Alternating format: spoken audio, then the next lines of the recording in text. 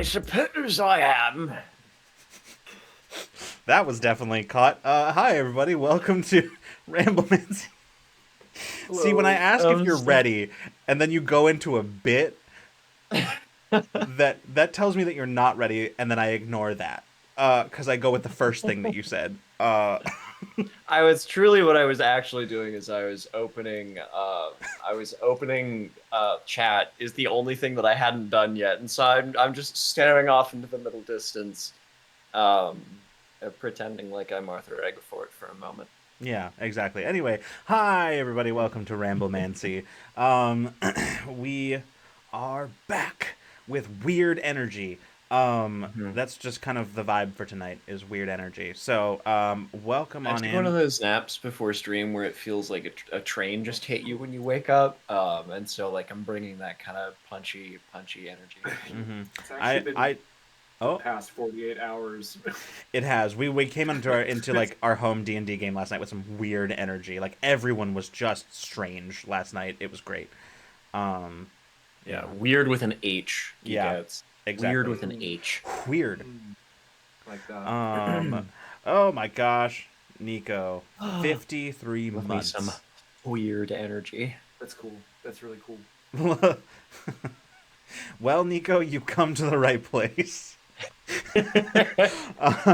Uh, yeah, welcome everybody. There's not a whole lot for announcements other than, so as some of you may know, but you also may not because all of us dropped the ball on like actually being loud about it. Tomorrow is Dead has resumed streaming season 2 live on YouTube Mondays at 5 p.m. Pacific time.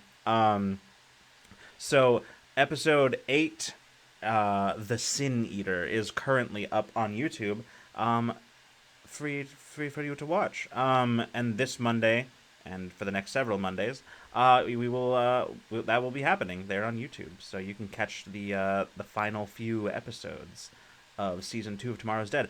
I'm very excited for you guys to see what's coming because there's a lot of really good stuff. Most of it is Bree related. And like not to say that there wasn't other good stuff from other people, but like I think most of yeah, Bree stole the show a little bit this yeah, season. very much Um, so. Bree and Scriv really took it away, and the rest of us were Yeah, just here to enable their bullshit. Um, yes, very much so. Which I'm very excited about. But yeah, I can't wait for you guys to see it. Um, Other than that, I think that's what we've got for now. John said in an unprecedented event, John told me that he has a question for us to start us off right before we started stream. Oh, So, yeah. John, what do you got? what do dice do? I'm so sorry. I heard what you said, but I could only interpret it through the lens of what those dice do. What And does dice do though? Anyway, yeah, like I realized that question does sound mimetic. mhm. Um, but I think Nico and Emily in particular, um, will understand where I'm coming from because I spent a lot of my stream yesterday thinking about randomizers for games that I'm Sure. working on, and Okay. so like I posed this question to the two of you. Like Freeman, I know you play a lot, and Lucas, I know you forever GM. Dice, what do those things even do? You know, as a randomizer, what function do they serve? How do they like Yeah. how does using dice versus like just spending a resource to change the narrative or to make something happen, like Hmm. how does versus dice versus like other like resource based mechanics, like how do those Mhm. affect things in your game? What does that do for you? Like what Yeah. does that do for you in RPG brain?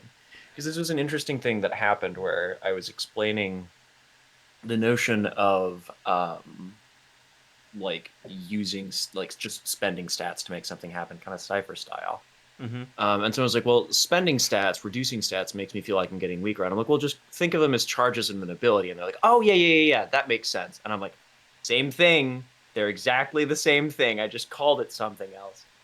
So Yeah. like, I don't know. It's had me thinking a lot about what What do randomizers do in tabletop games? Let's I don't know, see. man. My answer's real simple because for me, it's about the physical prop, the tactile, like Yeah. just being able to shake a bunch of dice together and then just set everything on fire. Apparently, Mm-hmm.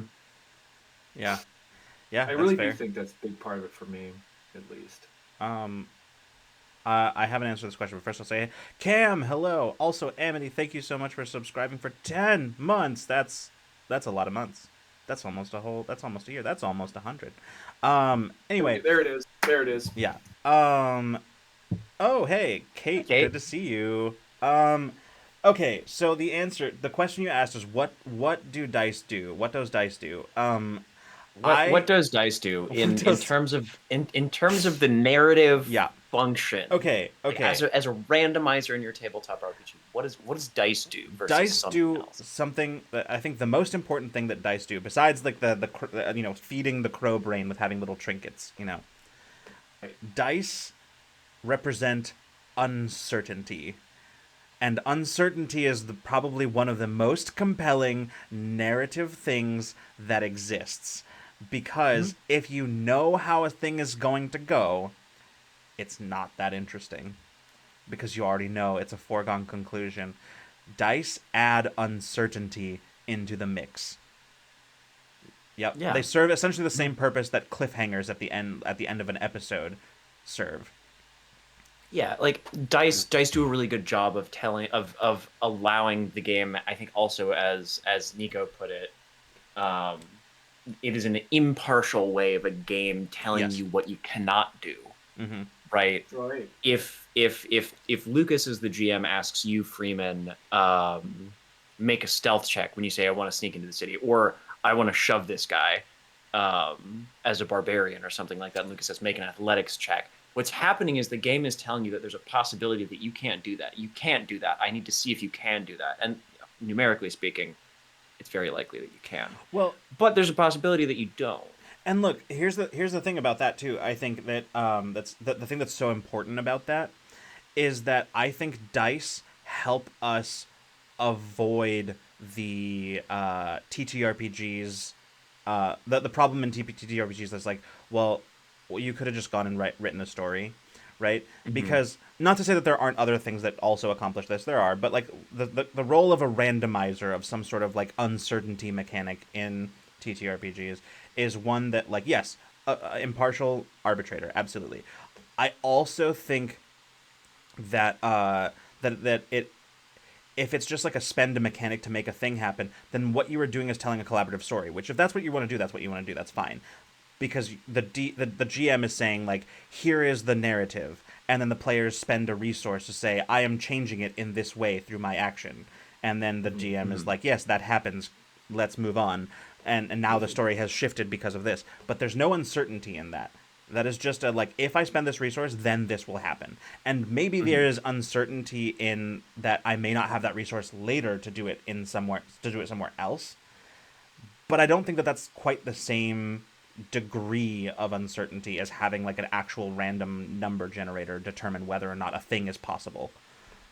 Or the degree to which a thing happens, like Yes. in a game system like Foo that we've done, or even like PBTA, I think is one that people are really Powered by the Apocalypse is a system like 2d6 1 through 6 fail, 7 through 9 partial Right. success, and then like 10 through 12 success and or whatever. I can't remember the exact ranges for Powered by the Yeah. Apocalypse, but it's something like that. And as Emily put it earlier, it's good to have mechanics that are objectively fun for people to use. Yeah. um, Rolling more dice is more fun than rolling fewer dice, but adding too much math on too many dice is too much, which is, frankly, probably assume why PBTA chose the number ranges, rolling 2d6, in addition to perhaps Yeah. maybe some slight variations in the actual like probabilities of that, as opposed to 1 through 3, 4, 5, 6. But Not to Yeah. mention like the mistakes that if you make a mistake, well, and now it's not a mistake, but that's what I'll call it for the sake of a better word. They can have some cool narrative vibe, feels to the story, to your personal story as a character, and as the whole to everyone else around you. You could be trying to do like a tinkering check and completely flub it. Mm-hmm. I don't have I'm not making up a real example because this hasn't happened as my artificer, but I'm just trying to make something up as I go. Mm-hmm. But yeah, I mean, I think when I was just embracing, there's only been a handful of times that I've actually been disappointed, but that's because I made the mistake of trying to set myself up for something instead of being more open and embracing like how cool the randomness is, and then letting Right. that feed the narrative, and like that's that's just kind of like real life, but in but like fantasy, Sure. Well, and that's true. Like, and this is like nothing to say that like one is better than the other. I mean, I obviously have my preference, but like, because there's definitely like, the games that are purely about collective storytelling, and that's fine. Like, those can be fun. They don't hold my attention for long. Mm-hmm. And I think largely the reason they don't hold my attention for that long is because of that uncertainty aspect of it. Yeah. So one of the interesting things that I've seen some games do that I think is fun to play with is explicitly placing when you fail in the hands of the people who play. Ah, Um, that's another way I think you can do that. You can introduce uncertainty again, where you can have people choose to fail at something. sure. Or I think one of the interesting things, because I've seen a lot of like shorter games and stuff that have like there's a lot of, you have two stats, this and this. When you do this, increase one stat, reduce the other. When you do this, increase one stat, reduce the other. And those games all have like the very intentional, or like when you have a very intentional like failure state. If you max out one of your stats, like you usually like flame out and you're out of the scene, or something bad or Right, dramatic or right. weird happens. But that's always in the hands of the player to choose when that happens. And I always think it's so interesting because people inevitably will choose to do that. They'll look down and see a 5 and a 1 and be like, "Yeah, I'm going to do it." Um, That so that makes I didn't that's I didn't realize that that's what you were talking about when you started that, but that does make sense. What I was envisioning was like a little bit more like with the same thing but with fewer steps, right? Where like the player just decides like I'm going to take this action and I think I'm going to fail at it, right? And so that made me think about like the way I would design a mechanic around that. I don't know if this is already a thing that exists somewhere, but the way I would design a mechanic around that is the player determines that they fail. They get some sort of boon from the GM that they can use later in something else, but that boon is designed into the game as being like a sort of necessary thing, as in like you cannot, like you'll fail a lot without it, right? Like that kind of yeah, thing, right? Like I think that would be pretty interesting. Wanderham. Wanderham has that you choose when you fail, but what Wanderham doesn't have is as much of the explicit token economy as a lot of there's a genre of game called belonging outside belonging, or like dream apart, dream askew. There's a few Mm-hmm. names that float around for it, but basically, it's I think actually the overarching name for it is no dice, no masters, Mm. because it is, as the name suggests, diceless, and it's also GMless. And the way Cool. that it works is that you have a playbook, and there are three types of moves in your playbook. There are weak moves that are token neutral. There are strong moves that spend a token, and then there are normal moves, and then weak moves that put your character intentionally at a disadvantage, but just as you described, give you a token. Right. So it's this interesting kind of like push and pull against whatever forces, that the game is themed around. Like one that Mm-hmm. I've seen was called Proper Magic. Another, I can't remember exactly like Dream Part and Dream Skew are about, but it's kind of like a push and pull. Like you can't just take strong moves over and over and over and over and over Right. again, Right. because you have a limited number of tokens, right? So you can't just throw yeses at every single problem you encounter. Mm-hmm. Sure. Yeah, that'd be interesting. Nico says, but at that point, are you still choosing to fail, or are you choosing to generate a boon? I mean, I I think mean, if you made some kind of economy out of it, like kind of what you're talking about, where you have it's not just like there's like a boon, but there are you have a limited number of like fails as well that you can sort of trade in for, wish right? I And you had Proper Magic. I forgot where I put because it's just a packet that I printed off that Matthew sent me, and I don't know where it is offhand, but it's somewhere in my room, and I wish I could grab it because yeah. um, it's usually like in those kind of systems, the moves that generate a token are ones that introduce a problem. So I get Sure. myself in trouble, and now I have to figure out how to like, now I and the other players, or like, not necessarily I get myself in a huge amount of trouble, but I make some kind of drama that must be resolved within the Right. narrative. Well, Um, and I think in the maybe same way that perhaps failing a dice roll might have. yeah, and like that, I think that's fair. Like there is absolutely like there's Nico's right that there is like a way of like playing a game like that where you sort of like kind of try to game the system to get more boons. But I think like the answer is creating like what you're talking about, like sort of a push and pull sort of thing where you have like create an economy out of it. I'm a huge sucker for games that for like tabletop RPGs that have some sort of economy bartering system involved like in the mechanics. Um I think it's really interesting to me because like there's especially when like there's mechanics where the GM is like, okay, I will give you this this resource if you fail or do this riskier thing or like whatever. Like I think that's yeah. See, I think Nico, you approach the term failure from like a very video game kind of background, Yeah, right? and I I'm think talking when you very when you specifically in think terms of of narrative failures versus like because that's what I'm when I think about failures. It's Mhm. I don't think failure as like this is the end. Like you did this came to nothing.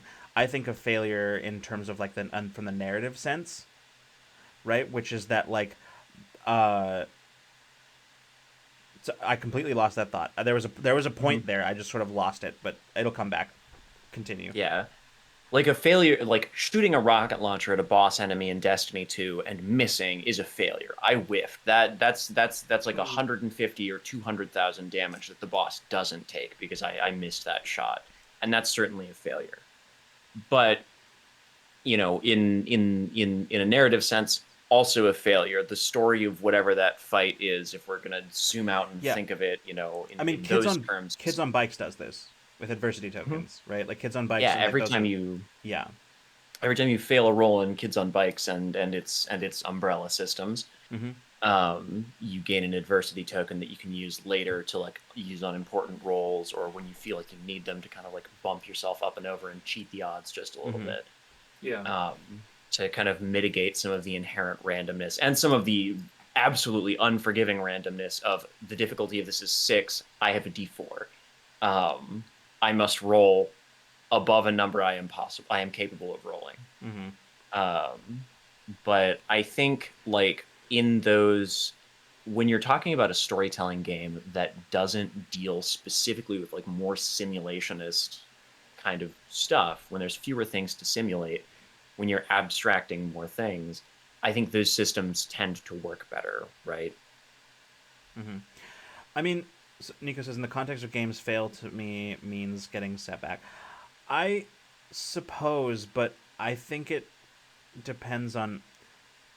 I always think of in the context of TTRPG specifically. I think of failure as like the game has to keep going, and Mm-hmm. like failure isn't something that like makes everything stop.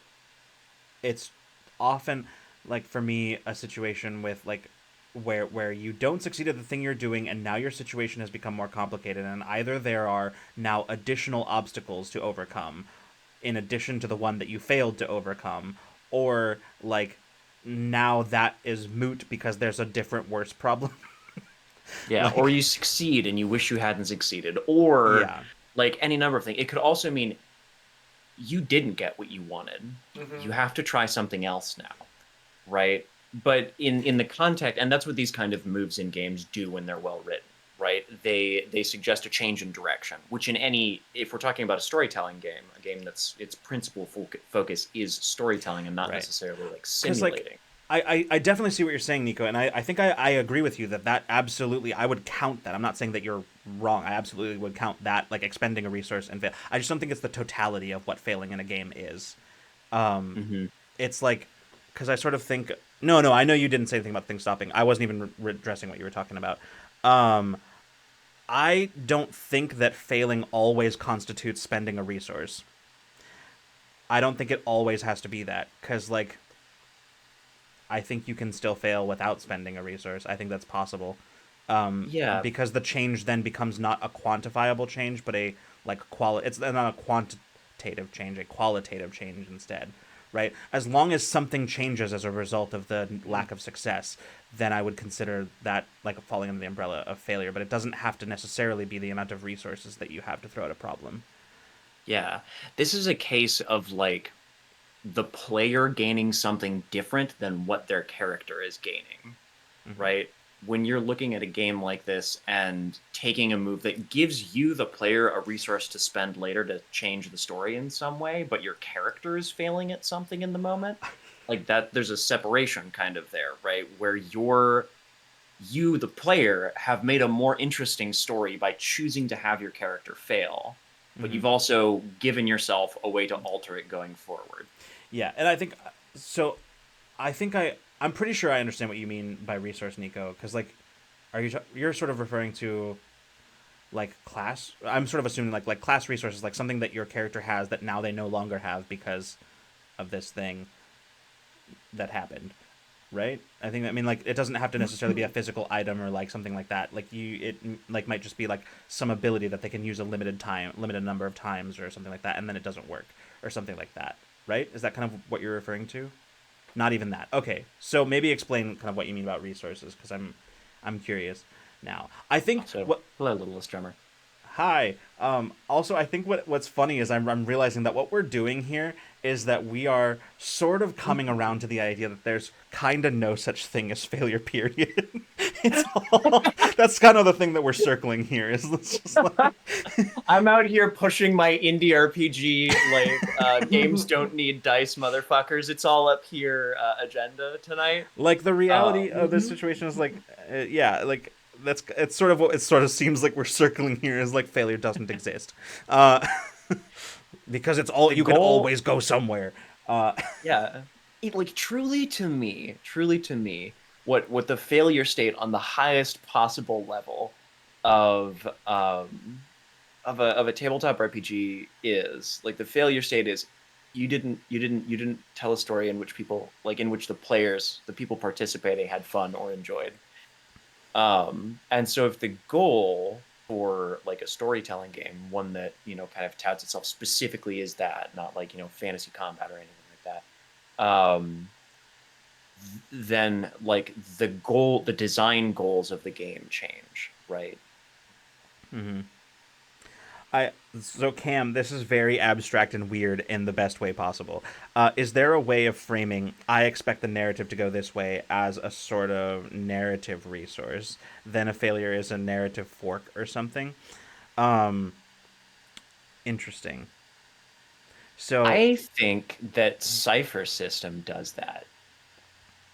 I sort of think that, like, or similar things where like GMs have moves, or like the systems where the GMs have moves that interfere with the players doing something, right?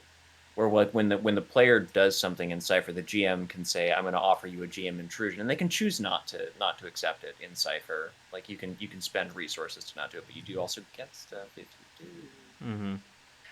Not really a failure state, but often, like, Lucas is somebody who's run Cipher, things become more complicated Yeah. when you offer a GM intrusion, and that, like, that's the source of that kind of narrative fork, right? The Mm-hmm. players say, "I expect the narrative to go this way," and then you, the GM, go, But what if it didn't "But though? Be a lot but cooler what if if it it didn't. didn't?"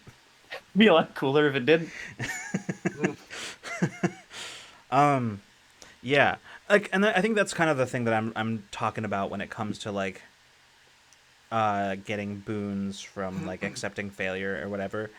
Mhm. And yeah, like the cipher system model, not necessarily the cipher system itself, but like the model of like, but I'll give you a thing that will help you later if actually this becomes more complicated. And yeah, um, because that, Mhm. and I think that was like intrusions are one of those like corrective methods and mechanics in a game that it's something that I like in a game because how many times have you been like in like a narratively tense moment where like the player's like, all right, I'm gonna roll and you need this to make it happen, and then you roll and it's like uh they just succeed, and you're like, that feels like it was way easier than it should have been given the tension and buildup of this moment. That's when like some like the kind of mechanic like that GM intrusions has in Cypher is so useful, because you can do those and not necessarily like, I mean, if you're an asshole you can mitigate them succeeding, but like but not necessarily like mitigate the success, but be like, now a different terrible thing happens, like good congratulations, you Raise the jumped over the stakes. chasm, but unfortunately you awoke the giant demon snake that lives in that chasm, and now you have a new problem. Right, like yeah. Mm-hmm. um You said that. I mean that as players, when you try to solve a problem in a game, you have a limited amount of things you can do until that problem changes or gets worse. When I say a player failing should set them back, I mean that all the different things that the players can do after a fail, they should have less of those in some way. Let's say you're trying to get past a guard. There are only so many failed attempts at getting past them before they decide to call reinforcements, right? Yeah, and I think that like that's usually taken into account. Making an attempt to get past a guard is akin to spending a resource. Yeah. Yeah, So so I think we're like, kind of talking about the same thing here. I think it's just more where we're sort of diverging is in just like differing ways of handling it, right? Is that, maybe I've lost the thread of what we're talking about? That's entirely possible. Because I agree with this completely, 100%. I don't think that necessarily obviates the need, or not the need. It doesn't obviate like having some sort of like.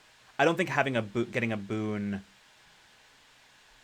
like for example adversity tokens in Kids on Bikes, I don't know that takes away from the significance of that failure, but and in Kids on Bikes specifically, what adversity tokens do, I think, aside from the very literal function of mitigating like randomness and the impossibility of certain roles, like I mentioned earlier, is they give the system a feel of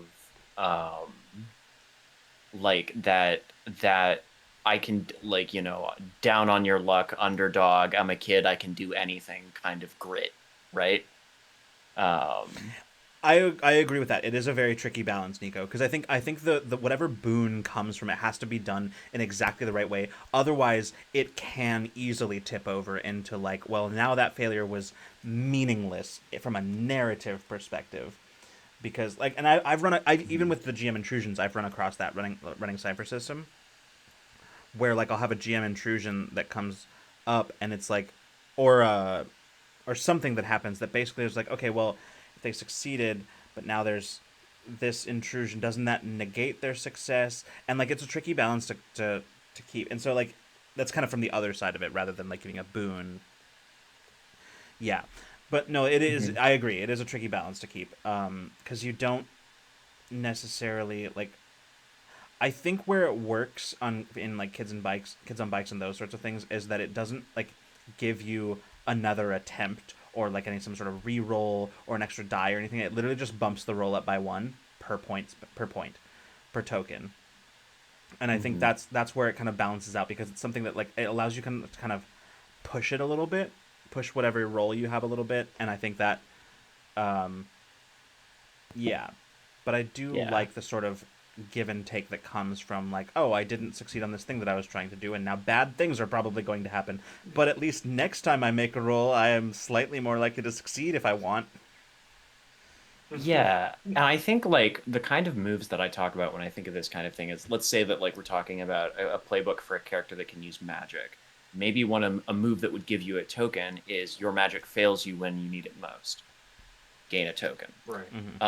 And so to use our guard example, perhaps like where we've arrived at is in the narrative is, okay, our group of people has to sneak in here. My character knows a spell that can cloak us all in darkness.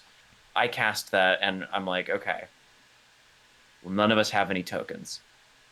There's a guard in front of us. My magic fails me when I need it most and the guard spots us. I gain a token, or or something like that. Right. That's one of those situations in which, okay, so like now the guard has spotted us. We either we have to bail out and figure out another way to come in because they've upped the number of guards tonight and we need to get in there. Right. We have to figure out something else to do. But now I have a token to figure out how I'm going to do that differently. Yeah. Interesting. Okay. Yeah. Yeah. I don't know. I think it's very interesting. Yeah. Yeah, dice. Yeah. Anyway, thank you for coming on As above, on. so below. Yeah. To be fair, my Dark Souls playing ass is a massive fan of hard consequences. Yeah, and I think Yeah. it's one of those things that I think in certain games hard consequences work and make a lot of sense, but it depends on the type of game that you're designing or that you're playing.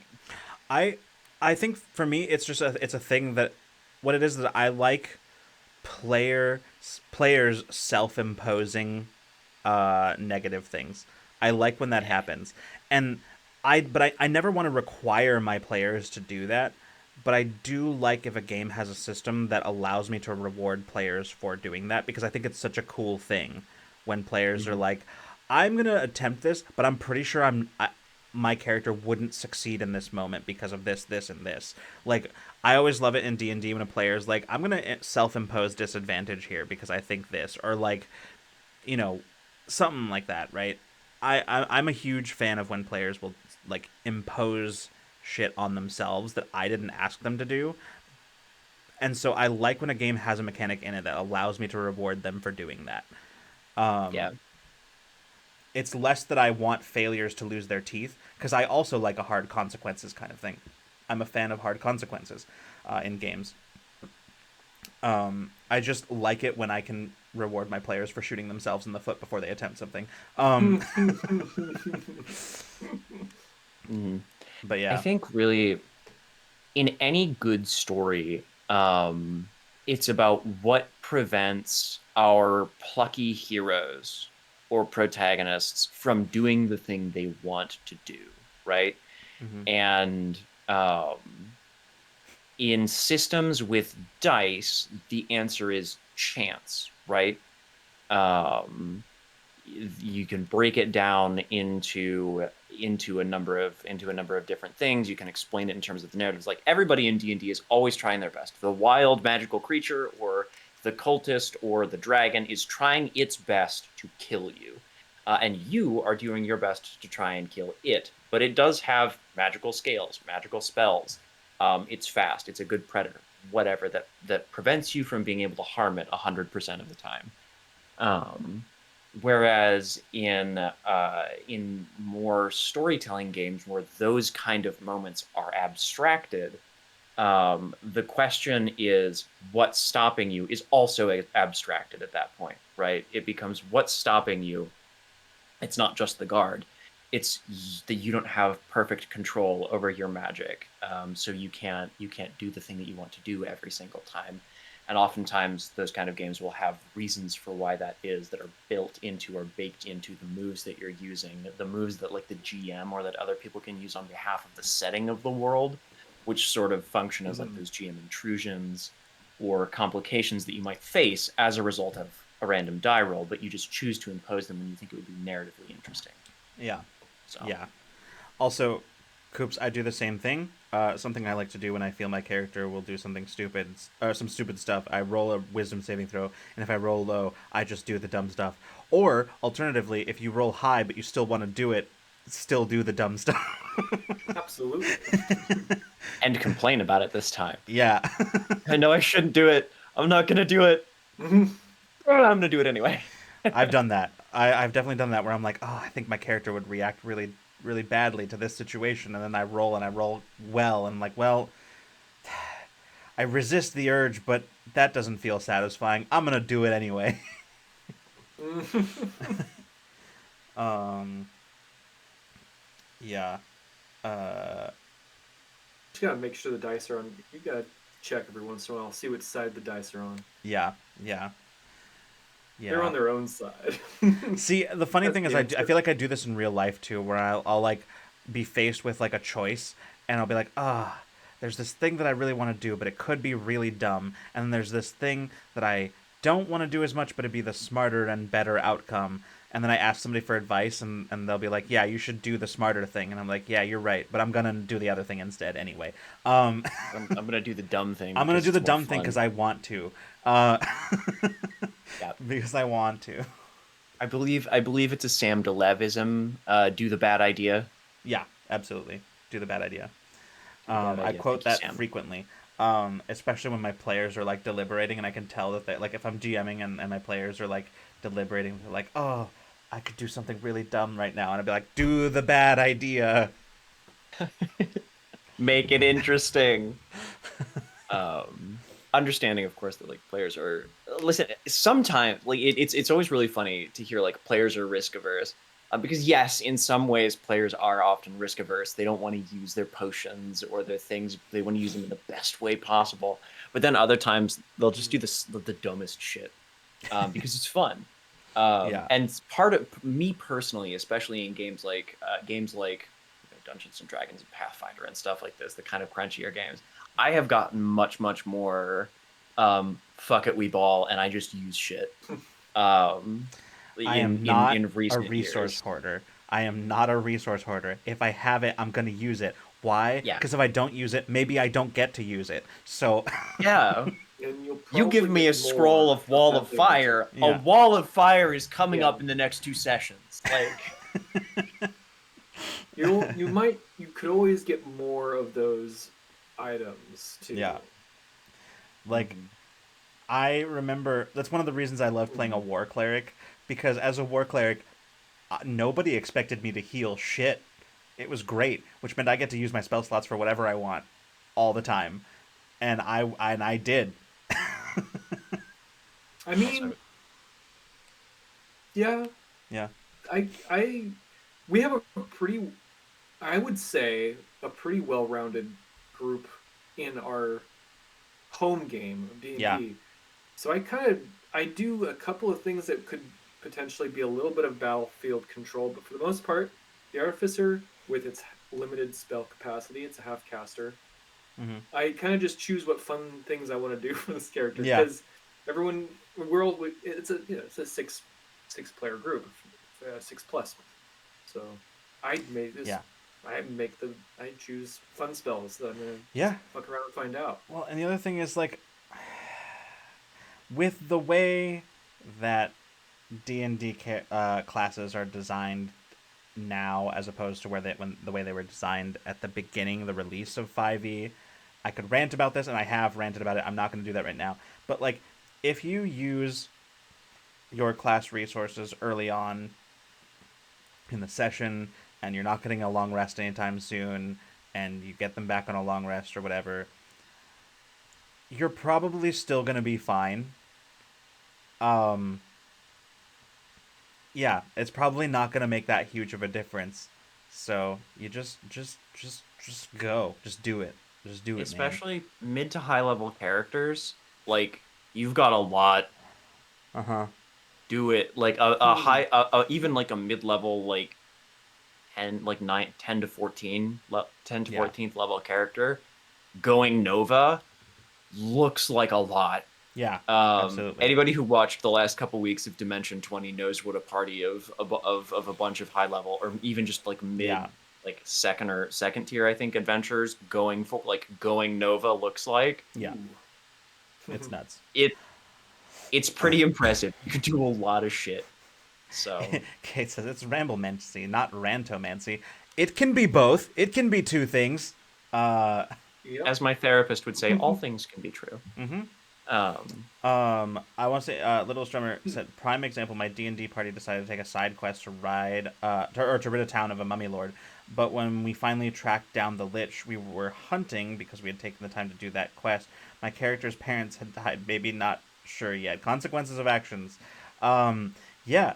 No, consequences are great. They, like, super, I think they, yeah, I'm a big fan of like hard consequences and that kind of stuff, especially when like it makes some sort of narrative change, right? Like the my biggest I this is something I wasn't intending to talk about tonight, but I'll bring it up just because it's relevant to this conversation, which is the Fallout show.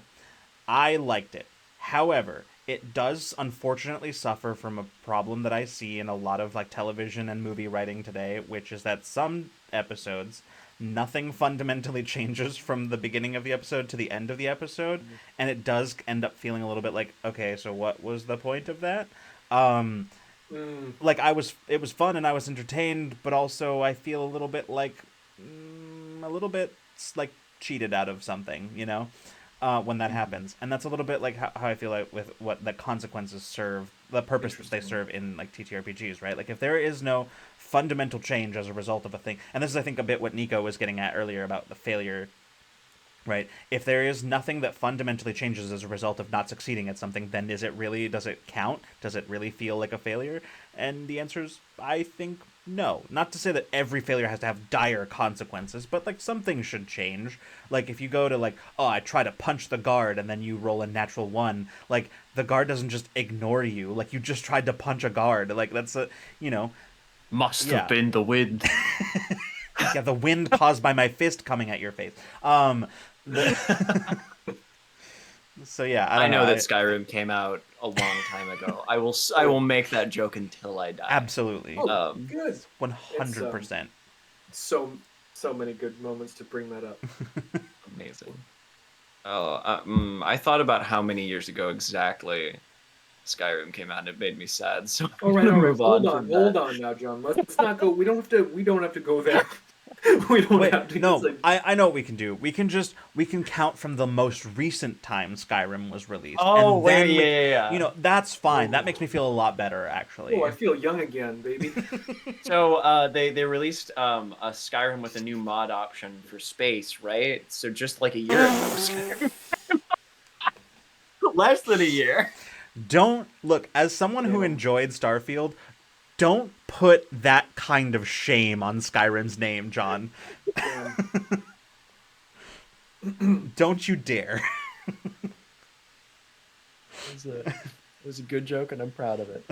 Um, Besides, Starfield is actually a heavily modded Fallout 4. Everyone knows yeah, that. I think that's Yeah. probably the better take That compared tracks. to my uninformed one. Hot take, Starfield Just from good. what You know what? I'm Yeah. with you, Nico. I'm with you. Bland? Sure, a little bit, but good. I'm with you.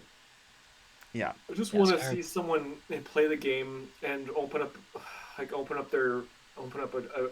a room in one of their in their. I don't know. What am I trying to say?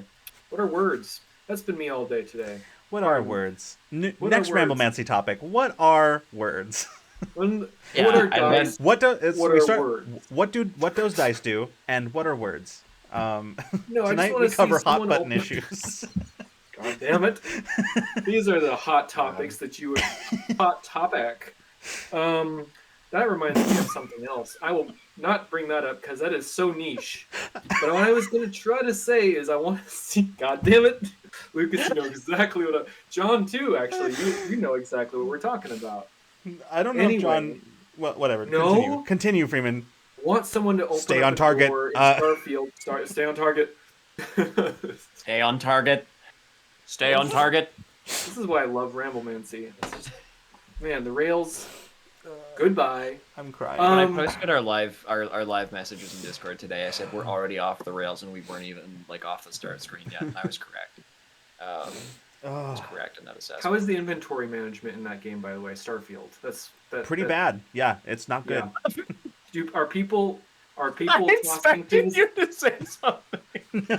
No, it's bad. Are people like throwing things into their room and just closing the door and just? No, but I want someone to open up a door and just have a pile of cheese, just like cheese wheels. I actually have seen something. I don't remember what it was for because it was before I played Starfield, so I didn't recognize what. But I've seen somebody fill the entirety of their ship with random tchotchkes. I've seen that. So like. Okay. Yeah. I will say also that sometimes if you fly a ship enough without, because every time you modify the ship in Starfield, all the like miscellaneous items inside of it go back to like their starting positions. But if you don't do that for long enough, I have learned that all of those objects end up everywhere. If it's long enough in between the like since the last time that you modified your ship in Starfield, the random miscellaneous objects that are just sort of like set dressing clutter end up all over the floor. Which can be very funny because in my head I'm like, my crew are slobs. Like they are slobs. They knocked shit onto the floor. They knocked a sandwich onto the floor and just fucking left it there. We're gonna have to have a talk. Yeah. That's okay. There's enough mold growing on that thing that Gotcha. I am concerned that it would be a war crime to incinerate it Honestly, point. at this point, it might make a more effective and efficient crew member than some of the people who I pay. So, Barrett would do that 100%. Barrett would do that.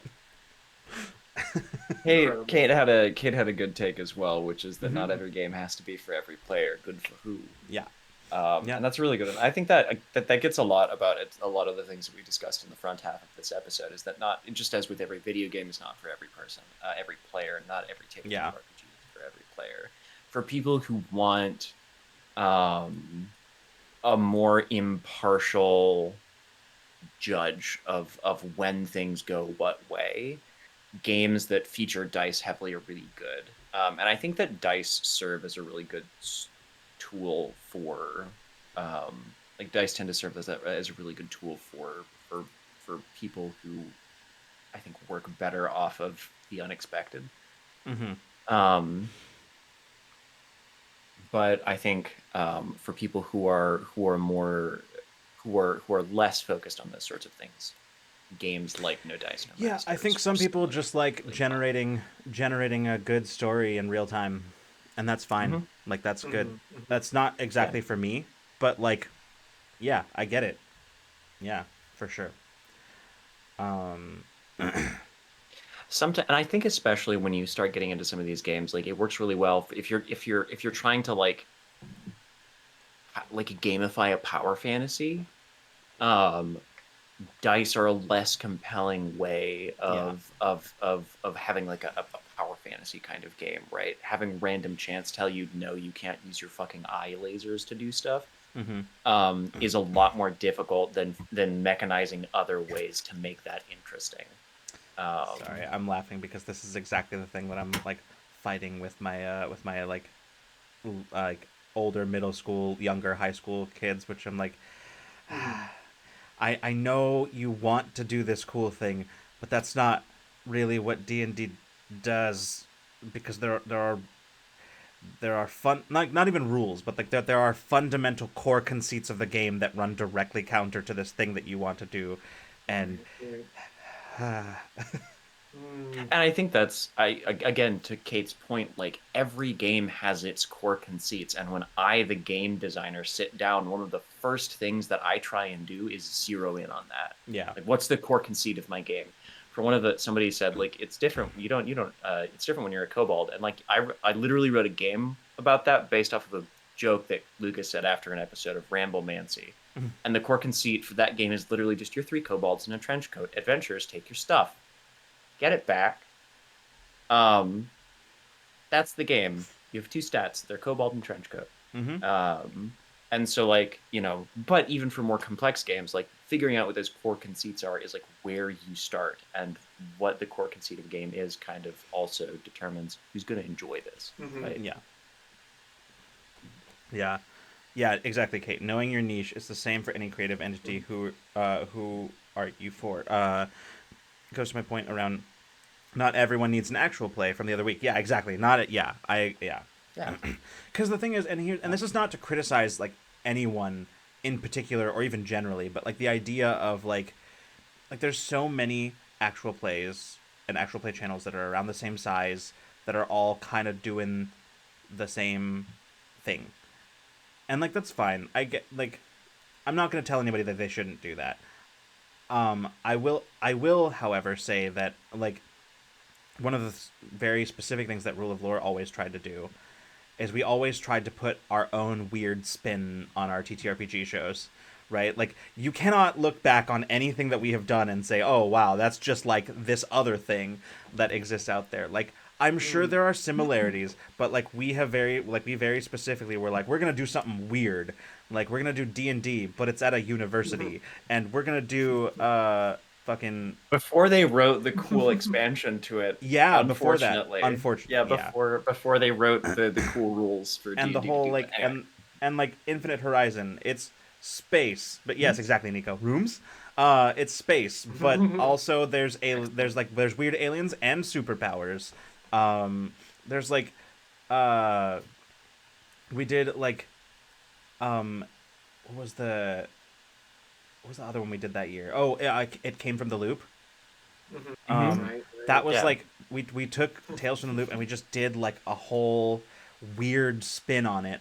That was mostly like Caitlin's writing of like she and I talked a little bit about like what the premise was going to be, but mostly it was just Mhm. Caitlin taking the base part of Tales from the Loop and then just going somewhere weird with it.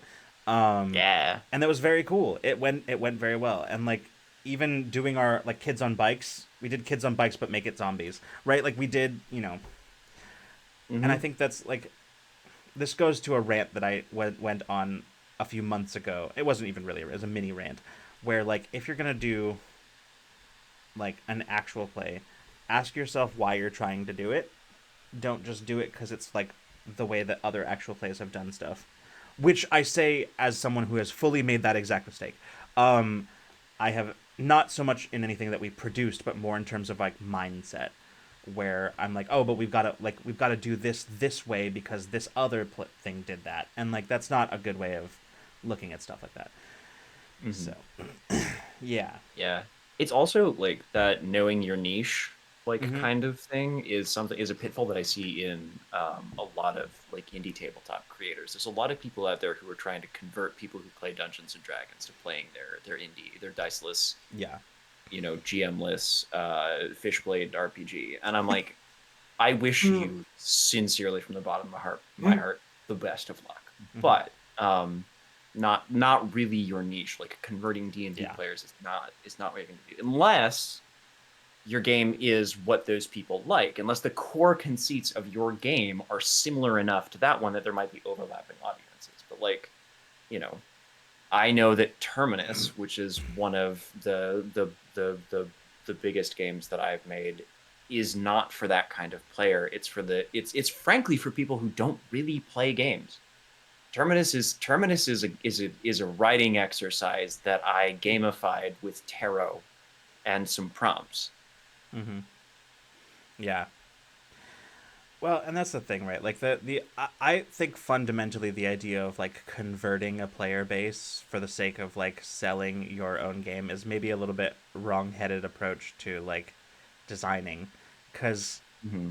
I think that might be fundamentally an issue. In fact, when it comes to designing, because like it is very much like what you're saying. I realize we're just sort of restating the same thing, but like the knowing your niche thing is really important, because I think when it comes to trying, people will tend to take like, hey, you should stop doing that thing that you're doing and doing this thing that I think you should be doing instead, as an attack. Like that's Yeah. nobody responds well to that, regardless of what it is. Um, it's yeah, Yeah. like I don't know. Yeah. I feel for a lot of indie creators because I feel this way too sometimes when I see somebody go like, I hacked D&D to do this. I'm like, man, there's a game that you would like so much. There's a Hmm. game that you would like so much. But not everybody's there. Yeah. And sometimes it is that they want like the flavor or the skill, like the the like carbonated water infused, barely can taste it anyway. Like they want just like the little sprinkling of something, but they still want to play D&D. Yeah, and Um, I will say there's nothing at all wrong with doing that, as long as you understand like what you are changing. So like D&D in this case, what other things are out there that could potentially do the thing that you're doing, um, or and like how the way that what you are looking for is different than either of those things.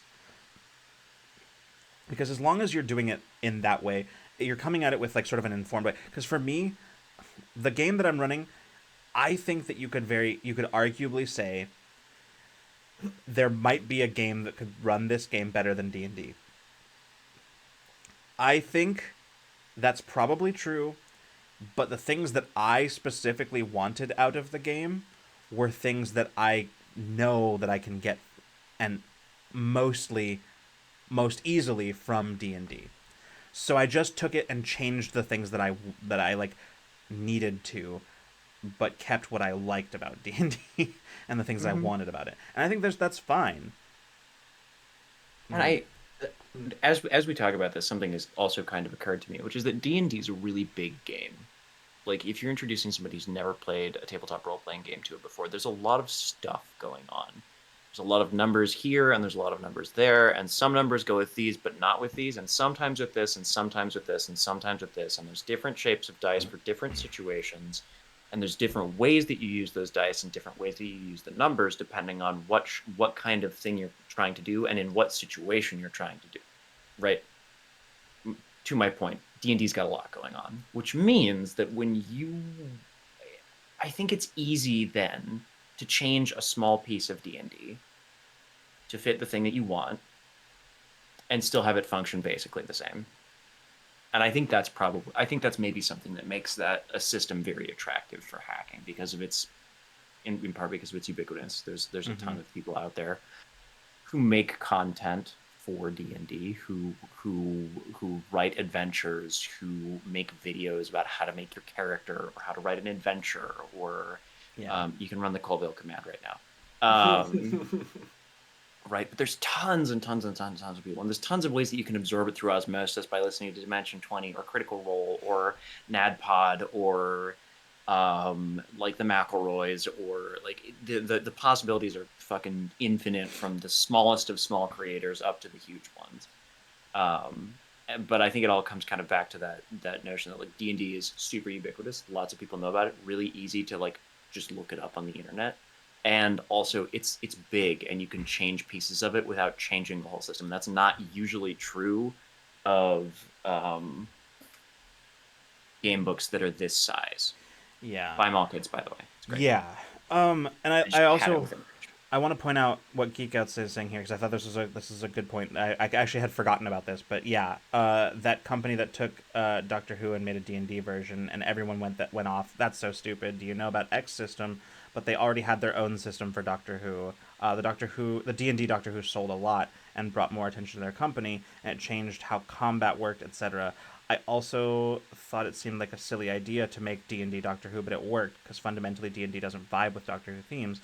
Yeah, and what I also additionally remember about that is the people who were citing like, well, don't you know about this other game that has a Doctor Who RPG? It was literally the same company making the D&D. Like, it was the same company doing that. Because I remember them pointing it out, being like, "Don't you know about this actual Doctor Who game that already exists? You don't need to hack D&D for that." It's like, yeah, they know, man, because they made it. The ones who made it. Goodness. Yeah, I had completely forgotten about that, but yeah. Nearly Human also, I think, makes a really good point. And again, as a designer, I have thoughts about this. And I think if you feel this way about it, follow Spencer Campbell at Gila RPGs, because this is a thing that he talks about a lot.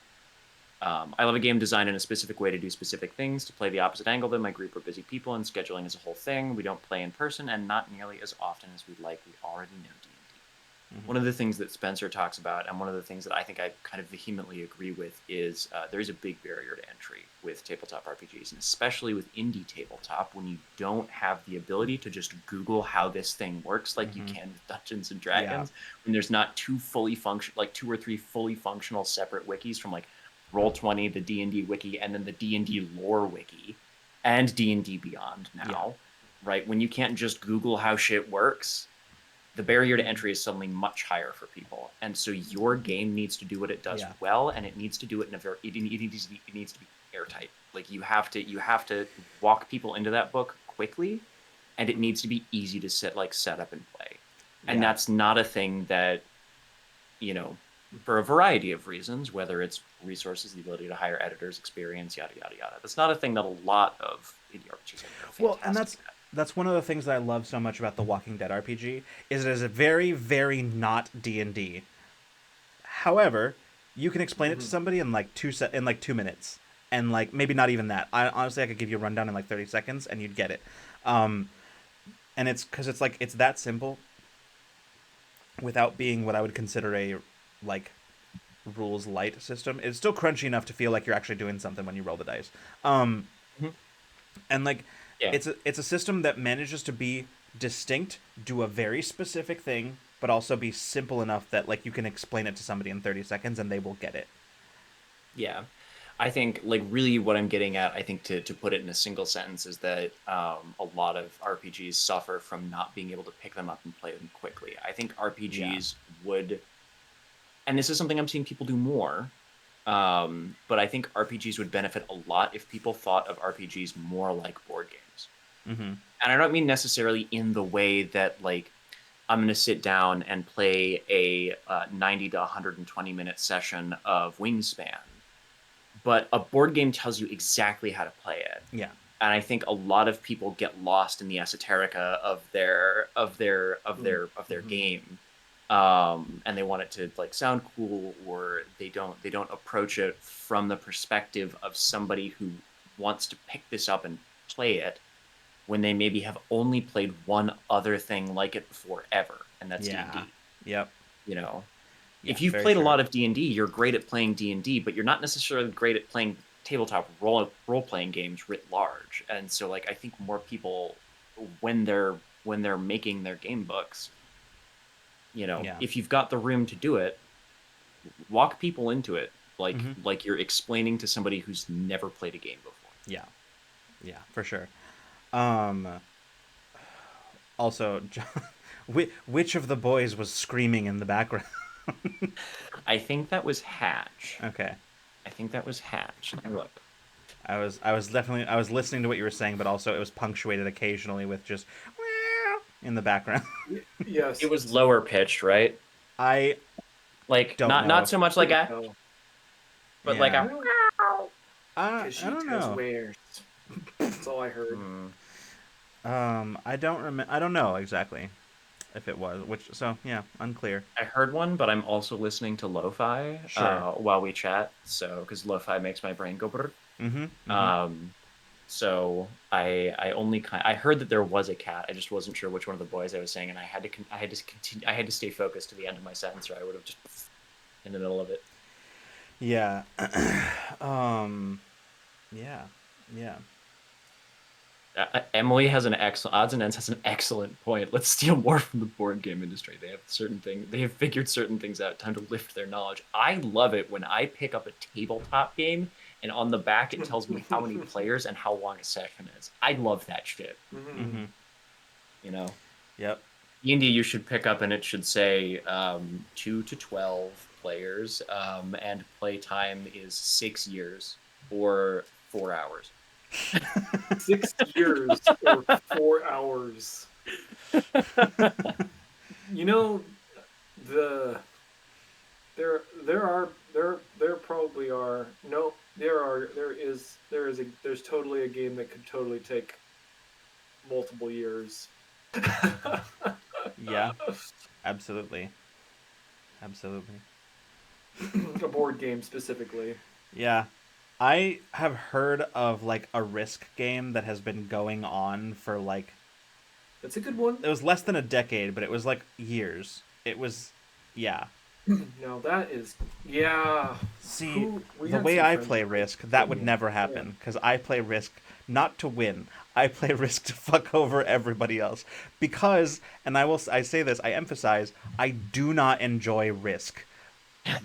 And so it was in high school how I taught my friends never to ask if anybody wanted to play Risk. Is that a phase that all high schoolers of our age? I don't know if it's a thing that high schoolers still go through. People like, do you Yeah, want I to play don't Risk? know. Maybe it's do you want to. I don't know I don't know what the equivalent in God, 2024 is our of. Actually, Kate, this might be a good question for you. What are the kids like? What are the teenagers do these? Is it like because it used to be for us you want to play Risk. But anyway, I feel like that was a phase that kids our age went through was a couple of years in high school of you oh guys want to play Risk. yeah, like Freeman's and my friend group, like all of our friends were like obsessed with Risk for a long time. It's like all anybody wanted to do for a while, and I got fed up with it because I hated it. So I just yeah, I made it. It's chess, isn't it? Chess. It's chess. I'm pretty sure it's chess. The kids Is are it? super into chess these days. Is it? I have no idea. Mm-hmm. They're really in Gen Z and Gen Alpha, like late Gen Z, early Gen Alpha. Kids are very into chess. The more you know. I yeah no I The only thing I like about Risk is the little pieces. I feel ya. Yeah. I love the little man and the little cannon. The cannon is Oh very good. sure. Mm-hmm. Oh, Yeah. I Yep. just that. Yeah. I like moving Sorry the to little piece. put a halt to that, but I was putting some. I was trying to think of how to. I just need a little cannon from the Risk board game for my little Eldritch cannon for my artificer. There you go. There you Oh go. Oh yes. That would shit. fit perfect. All right, all Oh right, shit. all right, everybody. Where are your cannons? Where are your Risk games? Yeah. Give me your Where's your? cannons. Oh right. Oh, doesn't the Monopoly set have a cannon too? Does it? I don't know. Like the core. Well, I mean, it's probably plastic Well, these days, but like old Monopoly sets, I thought like a big pirate ship cannon, like a oh, long cannon, was ooh, one of the I don't things know. you could be in. You could be Ooh, I sorry. I'm reading You what Nico's saying here, where's and I think where's Ray when you need her? She works I for the people who make Monopoly. I think that Nico, this is a problem that I have long seen in D&D specifically, is that like when you look at a character sheet, a blank character sheet, as somebody who doesn't know D&D or has never played before, that is probably the most intimidating moment in the whole fucking experience of D&D, because you're looking at it and you're like, "Oh my god, there's so much here. I have to know all of this. I have to do." And the reality is no, you don't have to know all of that, because at any moment you will only ever need one thing at a time on that sheet. You only need to know it when you need it. You do not need to know all of these things all of the time. But Mm-hmm. it doesn't feel that way when you're making your character. Yeah, one of the things Nico said earlier is I think Mhm. more tabletop RPGs should put a tutorial mission Yeah. in. And that was literally like one of the games that I'm working on right now is inspired by my love of looter shooters like Destiny and like kind of Bungie power fantasy shooters. And it weirdly also and magical girl anime. Go figure. But listen, you can't tell me that Destiny 2 Guardians aren't kind of magical girls. Have you seen those super Yeah. animations? It's true. It's true. Anyway, um, Next, Ramblemancy. Which fictional characters or groups of fictional characters are magical girls? yeah, we rank on it. We'll generate our Brian David Gilbert style. We'll do an Yeah. unraveled. We'll generate our own scale from least magical girl to most magical girl, and we'll begin ranking characters from various properties. Last of Us, least magical girl possible. Yeah. One step up. There's transformations, not the kind of transformation you want. Fair And they enough. only go in one direction. It is one direction. It's a trick you can do one time. I don't want to see that magical girl transformation. that outfit change is just the same thing you're wearing, but like with more rips and holes and dirt. Yeah, and fungus. A lot of fungus. Lots of fungus. Yeah. Anyway, one of the things that we conceptualized for a game that we're working on right now was literally a tutorial mission in which you apply your character's skills and like slot them into your character sheet in that order. So like probably open with a character creation section, but be like, hey, if you're new or if you've never played a game before, skip this section and go to create your character by going to the tutorial mission, or rather, here's the tutorial mission. If you know how to play this game, or if you're confident in how to make a character in tabletop RPGs, skip this section and go to character creation. It's right after this. So. Yeah. It would be cool if there was a way. It'd be cool if there was a way to like gamify making your character, right? To like, and I know people are gonna immediately cite the whole like amnesia, like characters where you learn your character as you go and whatever. I find that annoying and not that interesting of an idea, as much as it has been memeified and shared all over the place. But I just feel like it'd be interesting, though, that said, that to have like a character creation process that was actually you playing the game. Oh, interesting. Yeah. Right, where you like, yeah, I think that could be interesting. Yeah. The whole amnesia thing is a cool concept. It also just seems like it would be a lot more work for more work for the GM. That's what I'm saying. Yeah. That's why I don't think that concept is that fun or interesting or cool. I'm just like, this is, And also, once Listen, you make your character, then what? Like, then, like, you've made your character, congratulations, and this weird gimmicky thing that might get a lot of views on TikTok or whatever, is not actually like a viable like, game going and forward. the way Nico put it, like stripping away your HUD, or the way you put it, Lucas, about how like the what was it? Stripping away the HUD, and how a D&D character sheet is super intimidating when you first look at it. Like, Mm-hmm. you know what board game instruct? Like, if I looked at a setup to play Wingspan without looking at the rules, I'd be like, what the fuck is this? But the great thing about board game rules is that they show you pictures of the pieces and then explain how you use them. And I think that a section in a tabletop RPG book that is a tutorial Yeah. mission, that basically goes, okay, so first you're going to need to decide what class you have woken up as. Here, like, this is where you put your class on your character sheet. They Flip to got this page. so close in Xenothar's guide with the, like, this is your life stuff, because that was so fun. I remember when I first got Xenothar's, Freeman and I literally sat down and we just, like, generated a bunch of characters using the background stuff from that, and it was so fun. Like, that was so much fun. Like, literally the act of making those characters was so I fun. love that shit. Yeah. It was, we just had, we did that for several hours, just making characters that were never going to be used for anything. We were just making them just for the sake of using the, like, this is your life charts and stuff like that. Now, if you can add that to, like, the mechanical parts of your character too, then we've struck gold. We've struck gold there. Yeah. Yeah. Platinum, maybe even platinum. Maybe. Perhaps. Maybe. Hey, there's a Stupid. yeah, it's all, you know. Okay, this bit that we're doing in chat right now, there is absolutely like a little tabletop RPG supplement that is just one use thing, like this joke over and over and over again.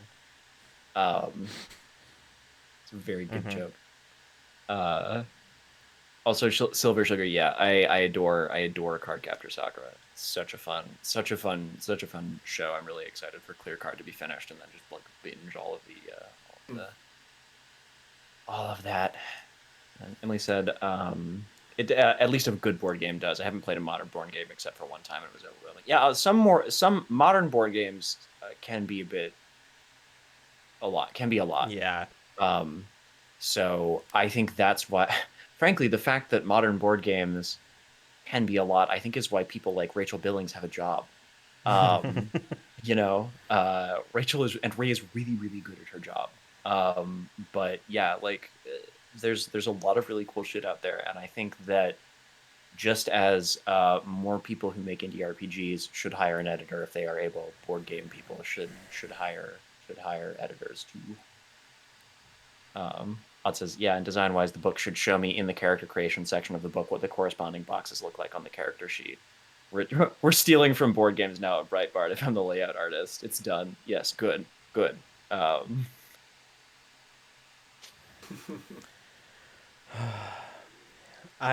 know what, this bit that you guys are doing, you know what it reminds me of?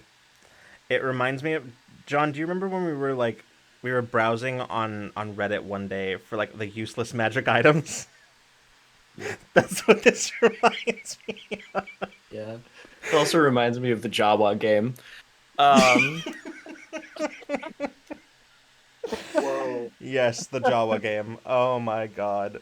Whoa. That's Yeah, that's Yeah. my favorite shit to. It's my favorite shit to do in world chat in any game. It's where people are great being because fucking look, dicks. I did it once when like chat, like world chat was in Star Wars: The Old Republic. World chat was becoming real toxic, like really really toxic, like we're talking like racist toxic. And I was like, man, I remember when world chat was just people playing the Jawa game, and I waited and it kept going for a bit, and then finally somebody bit. Somebody bit, and they're like, "What's the Jawa game?" And I was like, "It's where you take movie titles and replace one word in the title with the word Jawa." And then Yeah. one person did it, and then another person Yeah, somebody did it. goes Harry Potter and the Jawa of Secrets. Harry Potter and the Chamber of Jawas. There you go. You know, like and one person did it, another person did it, and then suddenly all of chat was doing it, and that's how Sorry, that. Sorry, Harry Jawa is what came to mind. Yeah, exactly. And this- Yeah, and that is the story of how I single-handedly ended racism. But I'm so sorry. I'm sorry. Anyway, um, Not being delighted. Single-handedly Harry Jawa. typing. Kate, I really appreciate you, and I feel like we run on a similar bandwidth. yeah.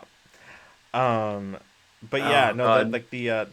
the magic item, the useless magic items was also very fun. Like there were some silly ones, like um, it's like the ring of wear extra ring +1, which like just gives you another finger to like or something Wear a like that ring. to wear a ring. Yeah.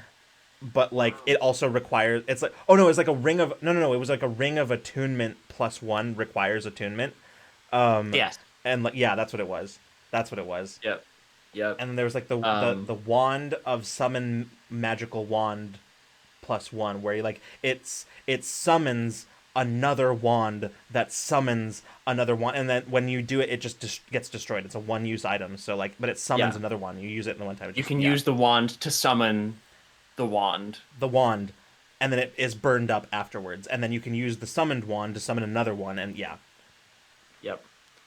The item is see, this is exactly my point. Is I love these kind of items is that they're useless until they're not. Exactly. Yep.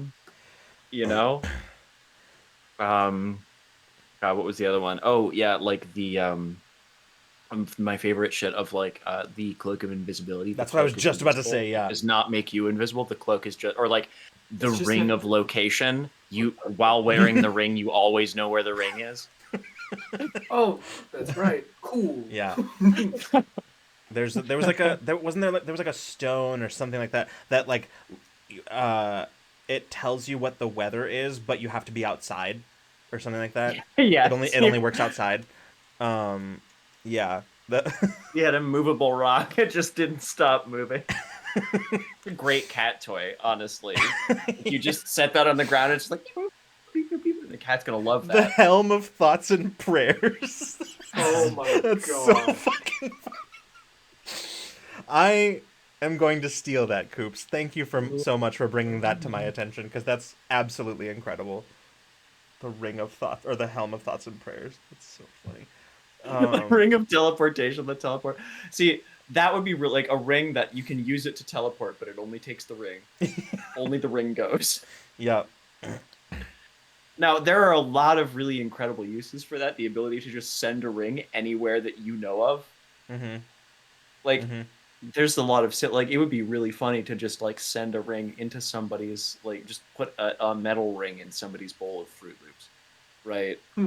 Yeah. Somebody's absolutely. going to take a bite and just like boop, there's a metal ring in there now. Lace armor.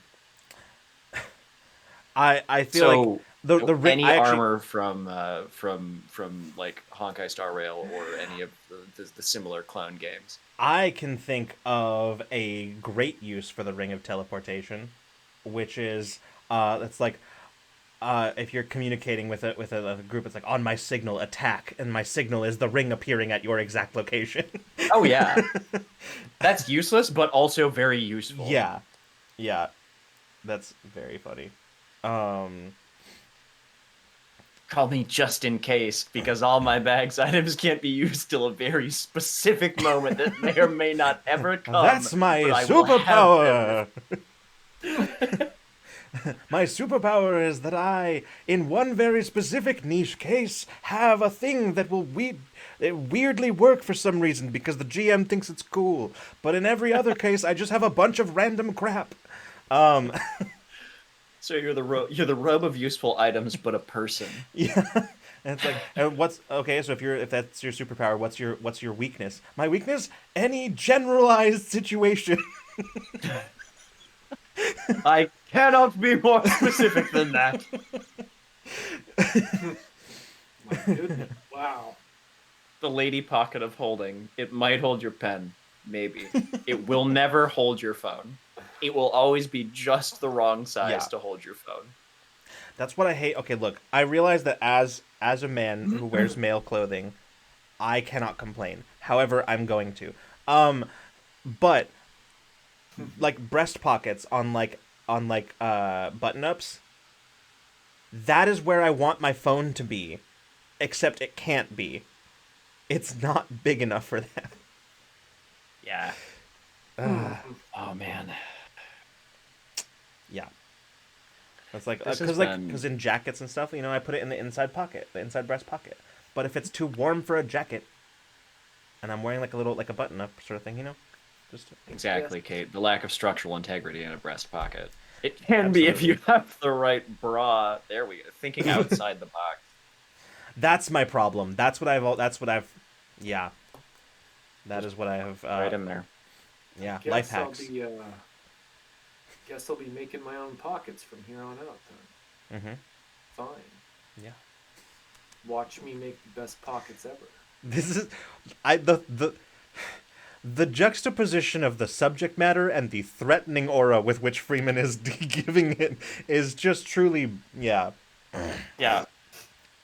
Like, that is so very threatening of a tone for such a, non-threatening subject. Non-threatening topic. It feels like a sports anime character saying it, I'm gonna make my own pockets. And yes, that is a threat. Here we are. I know this isn't the episode of Ramblemancy we're doing, but I've got bad pitches. Let's go. This. All right, the pitch is it's a sports anime, but it's not a sports anime. It's a sports anime about the sewing club. All right, and they're gonna make best. It's a competition, and they're being one of the categories that they're being judged on is the quality of the pockets, and that's why this character is so goddamn invested, right? Because sports anime. Like, I've trained like no one else for years. Motherfucker, you're 12. You've barely been able to think a complete sentence for a few years. All right. This has the same energy of literally anything Shadowheart and Baldur's Gate 3 does. She tries to be so edgy but she's just a huge dork. Is my God's favorite princess and the most interesting girl in the world. It's my favorite thing about Shadowheart. She tries to be so edgy, but she's just a huge dork. That's what I think people who are not like me and who are like, why would you? Shadowheart's just a jerk. I'm like, no. Shadowheart's not a jerk. She's just a dork. Yeah, she's a huge dork. She's a dork who's trying her best to be really cool, but she's a huge dork. Yeah, she is incapable of recognizing that she's being a huge dork. Yeah, and she reps that 8 charisma so well. Absolutely. So well. Yeah, my favorite.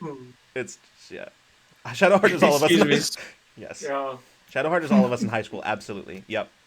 Sports anime is usually queer bait in upper teens. Thank you and good night. Yeah, I mean you're right. Usually it is. Usually it is like 14 to 18-year-old because that's when you get like the big club competitions and stuff. So, but yes. John and his 12-year-old MC is this Naruto? I mean, it could be.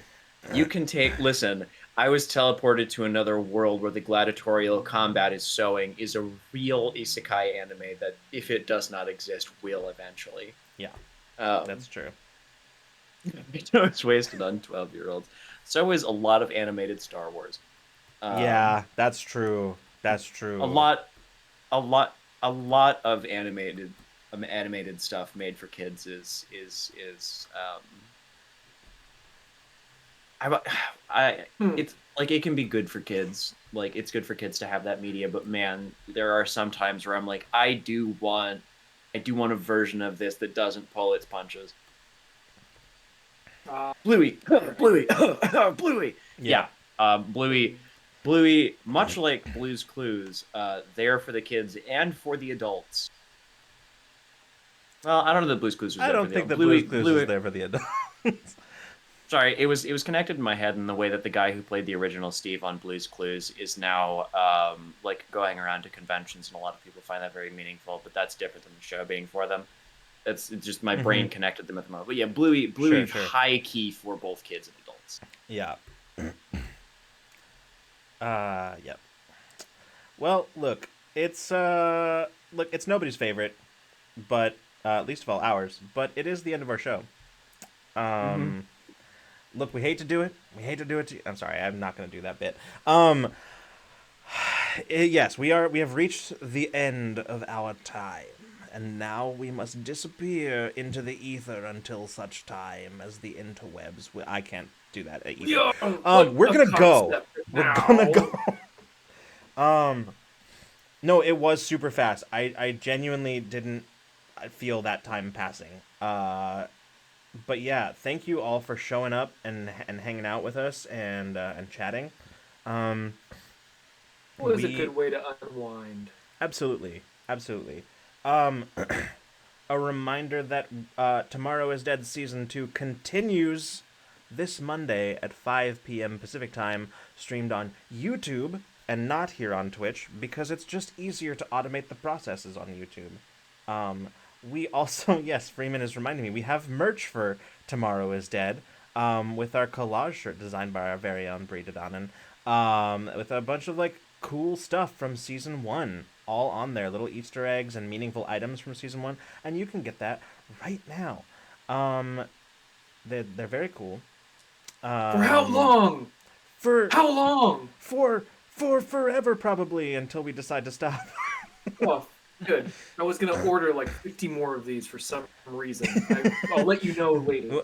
I mean, until like Monday.